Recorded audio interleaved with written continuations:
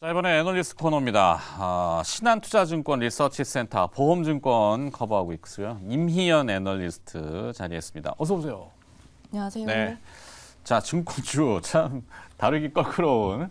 근데 요즘 이익성이 괜찮을 것 같은데 증권주 안 그런가?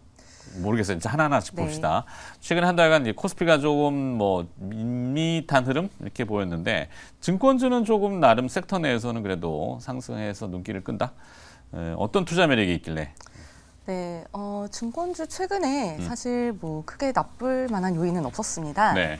그 시장도 괜찮았고, 그리고 이제 거래 대금도 기억하시겠지만 하루에 갑자기 60조 원까지도 나오고, 보통 평균적으로 요즘엔 한 20조 원 정도 나오거든요. 개인 투자자분들의 이 레버리지 투자가 무섭죠. 엄청나죠. 네. 이제 그러면서 전반적으로 이제 증시로 유동성이 한번 유입이 되고 나면은 이게 한동안 머물러져 있어요. 하루에 60조 원 나오고 나서 그 이후에는 40조 원 나오고 그 이후엔 또 이제 30조 원대 나오면서 전반적으로 증권사들이 영업하기에 굉장히 우호적인 그런 이제 증시 환경이 좀 이제 형성이 된 것 같아요. 네. 네, 이런 부분들이 좀 최근에 외국인들이 증권주를 사는 데 있어서 어느 정도 좀 이제 메리트가 있지 않았을까라고 좀 생각할 수 있을 것 같아요. 네. 단순하지만 신용융자라는 레버리지라고 표현했지만 그것도 일종의 빚을 내서 투자를 하는 거잖아요. 당연히 이자를 내야 되죠. 네, 최근에 시장 금리가 스물스물 올라가면 증권사는 즉각 반영을 잘 하죠. 그렇죠. 거기에 또 물론 이제 그러면 빌린 돈에 대한 이자만 저렇게 하면은 내가 이제 돈을 주식 살려고 맡겨 놓은 예탁금에 대한 이자도 올리긴 하더라고요. 그렇죠. 어젠가 네. 그죠? 네, 보통 잘 아시겠지만 이게 은행도 그렇지만 대출 이자 올라가는 속도랑 예금 이자가 올라가는 속도는 조금 차이가 있어요. 네. 오케이. 자, 하여튼 증권주들이 그래도 나름 수익성을 바탕으로 스물스물 조용하게 움직였다. 네.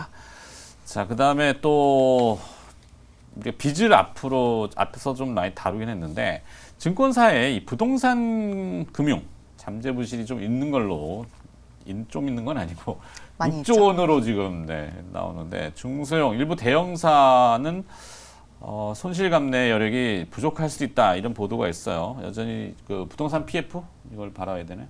네. 사실 말씀하신 것처럼 여전히 부동산 PF 쪽에 대한 우려는 여전히 남아있는 상황이에요. 네. 이게 사실 단기간 내에 해결될 수 있는 문제는 아닌 것 같고 굉장히 이제 길게 가야 되는데 결국에 이제 공사 기간 동안에 지속적으로 이거를 차환을 하면서 관리를 해야 되는 그런 이제 입장으로서 이게 만기가 왔었을 때 얼마나 상환이 이제 되느냐 혹은 연기가 잘 되느냐 혹은 차환이 얼마나 잘 되느냐 이런 부분들을 좀 봐야 되는데 최근에 이제 디폴트가 나고 있는 사이트들도 물론 있기는 합니다. 네. 다만 아직까지는 그렇게 우리가 위험 부실 징후로 볼 수 있을 만한 그런 이제 대규모 사이트라고 보기는 조금 어려운 것 같고 추가적으로 지금 대부분이 이제 좀 금융 회사들이 자체적으로 여기에서 노력할 수 있는 부분은 좀 제한적이기는 하지만 금융 당국에서 이 부동산 PF 쪽에 이제 연착륙을 위해서 작년부터 지속적으로 이제 지원을 해주고 있는 부분들 이러한 부분들이 좀 장기화될 수 있다면은 이 딜이 다 끝날 때까지 그래도 어느 정도는 위험은 그래도 조금 이제 줄어들지 않을까라고는 이제 기대를 해볼 만하기는 합니다만 네. 가장 중요한 변수는 사실 부동산 시장 그렇죠. 그리고 이제 금리 네. 이제 우리나라뿐만 아니라 이제 해외 쪽도 사실 좀 봐야 되는 게 저희가 지금 이거를 국내 부동산 PF 쪽으로만 현재로서는 이제 한정을 지어서 말씀드리고는 있지만 증권사들이 사실 해외 대체 투자도 좀 많이 했거든요. 네. 상업용 부동산들 뉴욕이라던가 그런 것들이 많았는데 이쪽에서도 어떻게 되는지 결국에 이제 대내외 불확실성도 다 같이 봐야 되는 그런 좀 복합적인 상황에 지금 이르러 있습니다. 네. 다만 그나마 긍정적으로 좀 볼 수 있는 거 딱 하나를 말씀을 드리자면은 증권사들이 작년 4분기부터 이런 부동산 PF 쪽 충당금을 굉장히 적극적으로 쌓아왔어요. 네. 그래서 지금 이 부동산 PF 충당금 규모가 지난 4분기보다는 올해 1분기가 그리고 올해 1분기보다는 지난 2분기가 좀 이제 적립 규모 자체가 줄어들고 있기 때문에 어느 정도 이 위험에 대해서는 충분히 지금 좀 대비가 되어 있는 상황이지 않을까라고는 대형사들 기준으로는 말씀드릴 수 있을 것 같아요.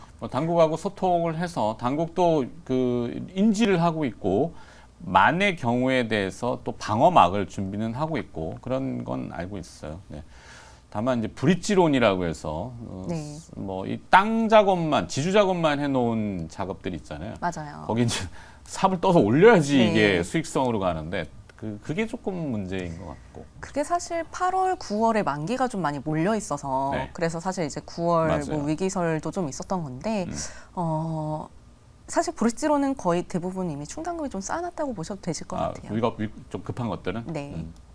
증권사들이 뭐 그렇죠. 거기도 똑똑한 분들이 많으시니까 잘 대응할 거라고 보고. 감사합니다. 네. 자, CFD로 한번 넘어가 볼까요? 한때 문제가 좀 됐던 CFD 계좌 운용이 다시 재개가 된 것 같은데 그러자마자 바로 또 자금이 한 700억 들어왔다고요? 네. 역시 뜨거운 시장이군요. 그쵸. 사실 이게 뭐 그 레버리지잖아요. 그렇죠. 엄밀히 말하면 레버리지인데 사실 이게 좀 좋지 않은 방향으로 좀 이 제도가 악용이 되면서 맞아요. 최근에 뭐 이제 문제가 됐었고 그래서 증권사들이 다 CFD를 아예 틀어 막았어요. 네. 신규 이제 하지 못했었고 그리고 그 기간 동안에는 금융당국에서 여러 가지 규제를 또 이제 꺼내왔죠. 투자자 보호 목적으로 여러 가지 뭐 이제 자격 요건을 강화를 한다던가 뭐 그런 식의 이제 규제가 들어왔고 그거를 지난 9월부터 다시 이제 재개를 했는데 사실 지금 뭐 말씀하신 것처럼 규모 자체는 이전보다 많이 쪼그라들었어요. 네, 위축됐군요. 네, 왜냐하면 이게 모든 증권사가 다 다시 재개한 게 아니라 일부 증권사만 재개를 했고 잘 아시겠지만 보통 이런 거를 새로 이제 시작한다고 했을 때 다들 아무래도 좀 조심스러운 게 있어요. 네. 그리고 이전이랑 지금이랑은 금리 상황도 워낙 다르기 때문에 그리고 지금 뭐 사실 뭐 잘 아시겠지만 하반기 뭐 주도 업종에 대해서도 사실 퀘스천 마크가 좀 많은 상황이잖아요. 그렇죠. 그러다 보니까 이제 안전주 좀 이제 그 안전하게 뭐 배당 가져갈 수 있는 그런 이제 고배당주에 대한 관심도 높아지고 있다 보니까 이러한 부분이 아직까지는 CFD 시장에 대해서는 조금 그 규모가 올라오는 데에는 좀 시간이 걸리지 않을까라고는 보고는 있습니다. 네. 자, 뭐 증권사도 당연히 수익을 내는 기업의 목적이니까 뭐 위축되는 부분을 채우기 위한 조각 투자도 요즘 또 다시 이슈를 시키던데 아직은 뭔지 모르겠어요. 네. 나와봐야지 알겠지만. STO라고 네, 하죠. STO. 자, 그래서 증권주에 대한 투자 전략 어떻게 가져가면 좋을지 그 중에 그래도 가장 눈에 띄는 증권주 탑픽 뭐가 있나요? 네. 일단 뭐 증권주 같은 경우에는 기본적으로 주식시장의 방향성에 이제 연동이 되는 이제 그런 주가 흐름을 나타내기 때문에 네. 사실 지금 뭐 시장에서 주도주는 뚜렷하지 않지만 거래대금은 올라와 있을 때가 사실 매수 적기라고는 말씀드릴 수 있을 것 같아요. 지금 뭐 3분기 실적 컨센서스는 지속적으로 상향 조정될 것으로 예상을 하고 있고요. 하지만 뭐 증권주 같은 경우에는 늘 말씀드리는 거지만 이거를 한번 이제 사놓고 몇 년 동안 묵혀놓고 그런 이제 가치 투자라기보다는 네. 좀 더 적극적인 매매가 필요한 그런 업종이기 때문에 9월 한 달 동안에는 좀 기대해 볼 만한 퍼포먼스를 한번 이제 시연할 수 있지 않을까라고 기대하고 있습니다. 추석 선물 주나요? 네. 지금 그래서 업종 탑픽으로는 한국금융지주를 말씀드리고 있고요. 한국금융지주. 네, 한국금융지주 같은 경우에는 지금 PBR 기준으로 0.3배 수준의 밸류에이션을 부여받고 있어요. 네. 근데 한국금융지주는 이 정도 수준의 밸류에이션을 부여받았을 때가 2020년도 초반에 한참 코로나 터지면서 우리나라 주식시장 망가지는 거 아니냐라는 이야기가 나올 때였었거든요. 네네. 근데 이제 그때 당시에는 당연히 이제 시장이 빠지니까 그 정도 밸류에이션이 적정했다라고 보실 수는 있겠지만 그때랑 지금이랑 비교했었을 때 시장은 훨씬 좋고 다만 이제 부동산 시장에 대한 불확실성이 있는데 현재 주가 수준이면은 그러한 이제 불확실성에 대한 부분도 이미 충분히 다 반영이 되지 않았을까라고 볼 수 있을 것 같습니다. 좋습니다.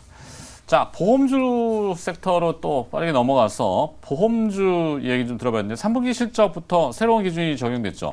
늘 우리 이미연 연구원 애널리스트 나오면은 하는 게 IFRS 17. 네. 네. 킥스. 킥스. 네. 네. 자, 보험주 얘기 좀 해주세요. 네, 9월부터 이제 그 CSM 가이드라인이라는 게 적용이 CSM 은 됩니다. 뭐야? CSM이 이제 보험 계약 마진이라고 해서 뭐 컨트랙 마진 뭐 그다음에 S 들어가 있구나. 네, 계약 서비스 마진인데 SM이네. 네, 계약 서비스 마진인데 이게 결국에는 보험사가 가지고 있는 모든 계약들을 미래 그치까지 다 땡겨 봤었을 때 이익이 남을 걸로 예상이 되는 규모가 있을 거잖아요. 네. 보험료 받아서 보험금을 주는 건데 거기에서 이제 미래치까지 싹 다 땡겨 놓고 봤었을 때 이익이 남을 걸로 예상이 되는 걸 우리는 CSM이라고 부르고 네. 그거를 부채 계정에다가 적립을 해놓고 이걸 계약 기간에 걸쳐서 균등 상각해서 이익으로 인식을 합니다. 그런데 이걸 CSM을 산정하는데 보통 이제 보험사들한테 여러 가지 가정치에 대한 자율성이 주어졌었어요.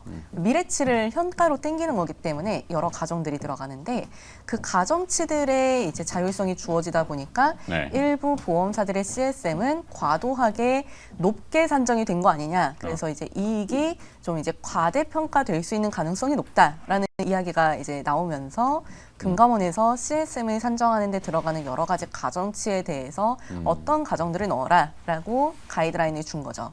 이거를 적용하게 되면은 9월 말 결산부터는 우리가 지난 1, 2분기에 확인했었던 것보다 CSM이 줄어들게 되고 즉 이익 레벨이 소폭 낮아질 수 있는 가능성이 굉장히 높습니다. 그래서 사실 보험업종에 대해서는 아직까지는 이러한 규제 리스크 때문에 조금 보수적으로 접근하시기를 좀 더 추천해 드리고는 있어요. 네. 투자 전략은 얘기해 주셨네요. 그래도 보험주 내에서 그러면 선택사항이 있을까요, 혹시? 결국에 가장 안전한 종목을 가져가는 게 맞지 않을까 싶어요. 네. 보통 이제 보험 업종에서 가장 이제 좀 그 펀더멘털이 안정적인 종목을 고르자라고 하면은 결국엔 삼성화재, DB 손해보험 이렇게 될 것 같고요. 다만 만약에 연말에 배당까지 기대를 해보겠다라고 하면은 상법 개정을 기대를 하면은 네. 그러면 이제 보험사들이 배당을 할 수 있게 되거든요. 상법이 개정되면은 그럼 이제 그 경우에는 한화생명도 관심 있게 보셔도 괜찮으실 것 같아요. 조금 한 발 더 나간다면 한화생명까지. 네. 여기까지? 네, 알겠습니다. 또 바쁘게 오셔서 신한투자증권 리서치센터 보험증권 담당하고 있는 임희연 애널리스트였습니다. 고맙습니다. 감사합니다.